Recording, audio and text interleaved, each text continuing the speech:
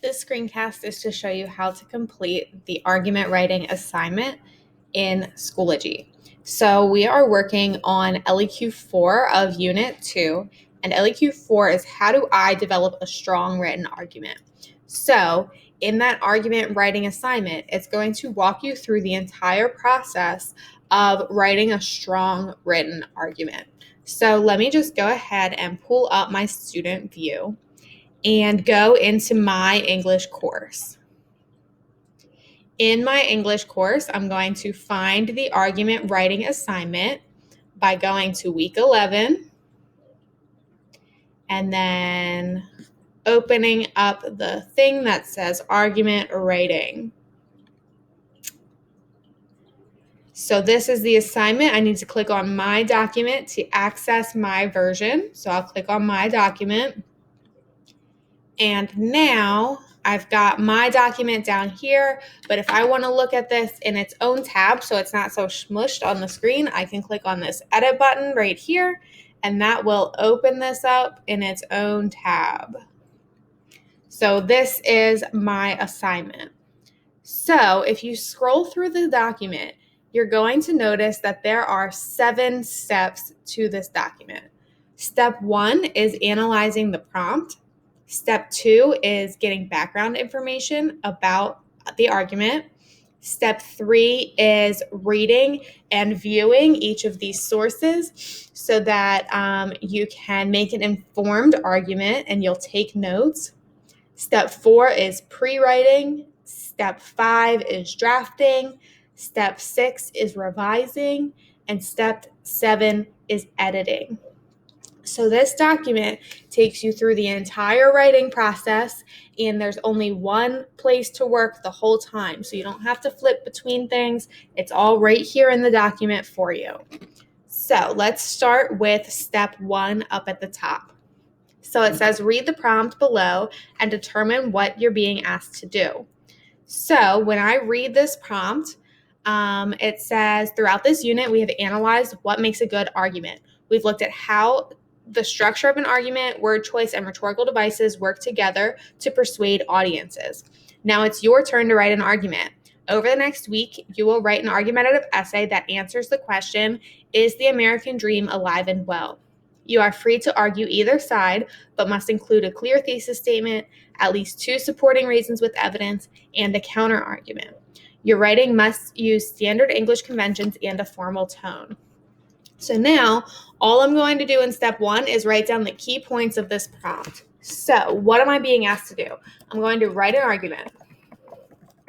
My argument is going to be about, is the American dream alive and well? I have to have a thesis. I have to have supporting reasons with evidence. I have to have a counter argument. I have to use standard English and a formal tone. All right, so this is all I need to put in that key points box. It's just the main ideas of what I'm being asked to do. So I'm going to be writing an argument that answers that question and follows the classical argument structure. So now I'm ready to move on. Step 2, read the information below to learn more about the American dream and its origins so that you can fully understand the debate before crafting your argument. So all I have to do right here is read what is in the step 2 box. It might be a good idea to highlight important ideas so that they are easy to find if you need to refer back to it. So read step 2 to determine or to find out more about what the American dream is. 2 key paragraphs are these 2 right here. So make sure that you really read and understand these 2 paragraphs. When you're done, you're going to move on to step 3. Step 3 says, now that you have the necessary background information, explore the resources in the chart to gather the information needed to form an informed argument. Take notes on your selected sources as you go. It may be helpful to include specific quotes that you could use in your argument as you read. So from this first box, you're going to choose one video to watch. So select your video that you want to watch. When you click on it, you can open up that link, watch the video, and take notes in the right-hand column. Make sure that you highlight, if this is the one I pick, I'm going to highlight it so that I know what source I took notes on. So I'll watch that video, I'll take my notes here. My notes can be for either side of the argument, okay? So this is just to gather all of the information, and then we'll make sense of it later. So all we're doing is going through each of these sections. So you're going to pick one video, one article, and then everybody's viewing the infographic. So you'll have 3 sources that you're taking notes on here, okay? So don't worry about trying to focus it on finding evidence for your side. Just pick 3 that are interesting to you, okay?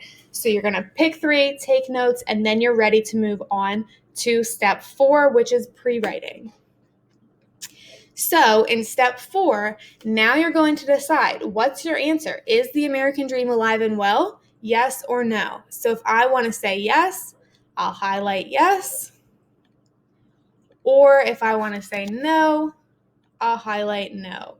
So you're going to highlight your answer, and then you'll fill out the rest of the chart based on that answer. So if I say no, I'm going to provide 2 reasons why I said no. They have to be reasons that I can support with evidence. So I'll put my first reason here and my second reason here. And then I'll put the evidence that supports those 2 reasons in these boxes right underneath of the reasons. So I can scroll back up to my step 3 and pull evidence from here that supports my reasons to put here. Okay, so you can use those notes that you took in step 3 to complete step 4. Once you have 2 reasons with evidence, you're then going to think about the counter argument.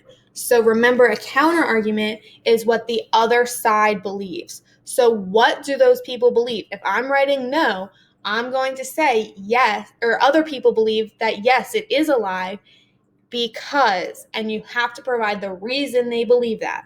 So if you're saying no, you're going to say other people believe yes because. If you're saying yes, you're going to say other people believe no because.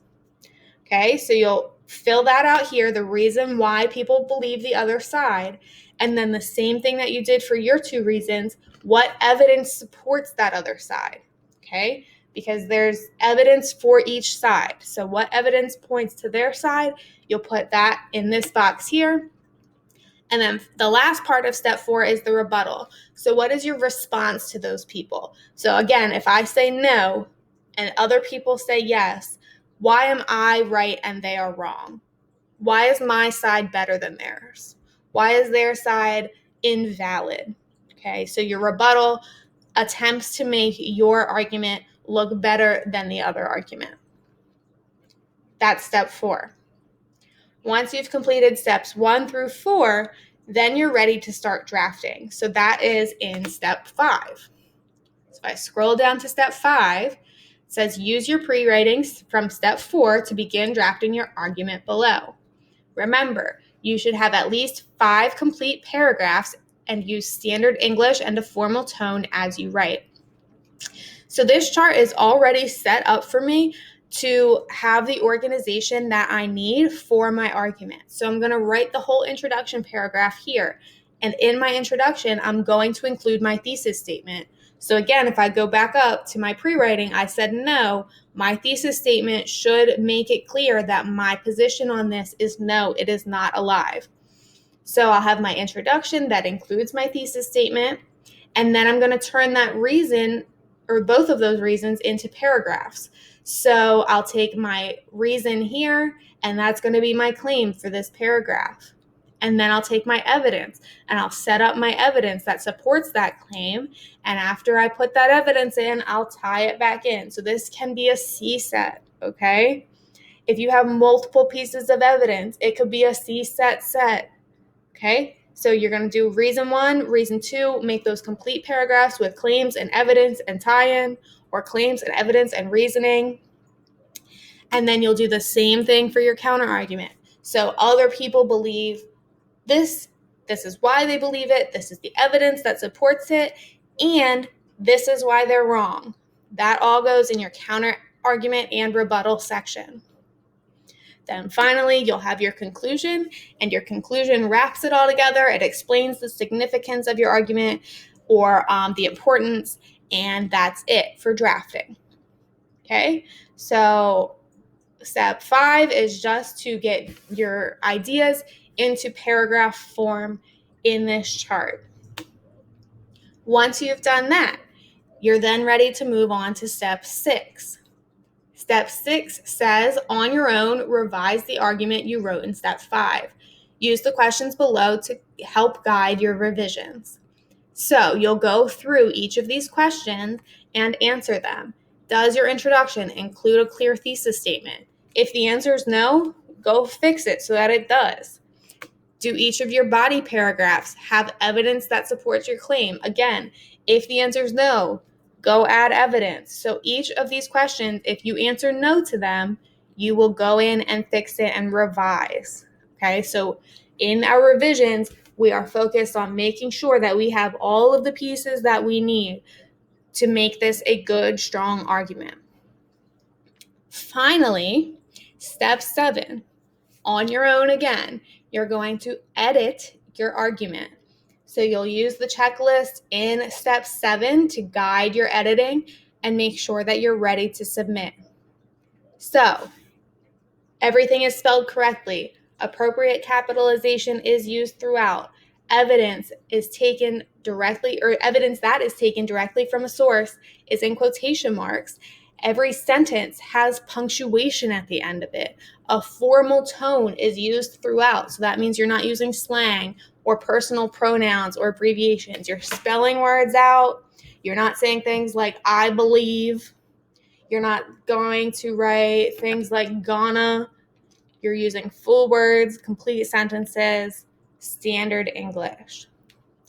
So once you've completed steps 1 to 7 and you are good to go, you're going to come back over to Schoology, and all you're going to do once that document is complete is press submit assignment. Yes, my assignment has been submitted, and that is how I will get a grade for the argument writing as well as the final draft.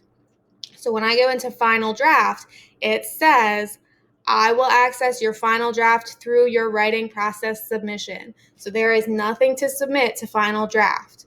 Once you submit that one time, you'll get 2 grades, one for your writing process and one for your final product that you turn in.